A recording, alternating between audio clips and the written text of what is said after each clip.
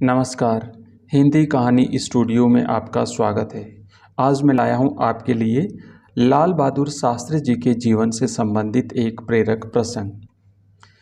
लाल बहादुर शास्त्री सादगी और महानता की प्रतिमूर्ति थे। उनके जीवन के अनेक प्रसंग हम सबके लिए प्रेरणादायक हैं। बात उन दिनों की है जब शास्त्री जी हमारे देश के प्रधानमंत्री पद पर आसीन थे। एक दिन वे एक कपड़े की मिल को देखने गए।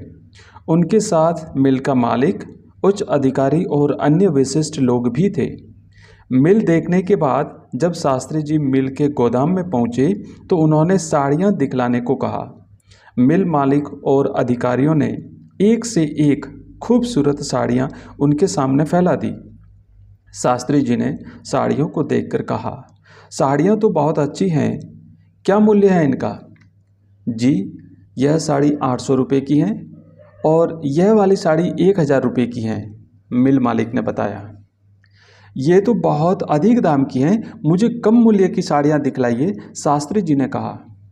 यहाँ यह स्मरणीय है कि यह घटना सन 1965 की है, तब 1000 रुपये की कीमत बहुत अधिक हुआ करती थी दोस्तों। जी, यह देखिए, यह साड़ी 500 रुपये की है और यह 400 रुपये की मात्र, मिल मालिक ने दूसरी साड़ियाँ दिखलाते हुए कहा। अरे भाई, ये भी बहुत कीमती हैं, मुझ जैसे गरीब के लिए कम मूल्य की साड़ियाँ दिखलाइए जिन्हें मैं खरीद सकूं, शास्त्री जी बोले। वाह सरकार, आप तो हमारे देश के प्रधानमंत्री हैं, फिर गरीब कैसे? हम तो आपको ये साड़ियाँ भेंट कर रहे हैं, मिल मालिक कहने लगा। नहीं भाई, मैं भेंट नहीं लूँगा, शास्त्री जी स्पष्ट रूप से बोले। क्यों साहब, हमें यह अधिकार है कि हम अपने प्रधानमंत्री को भेंट दें, मिल मालिक अधिकार जताता हुआ कहने लगा।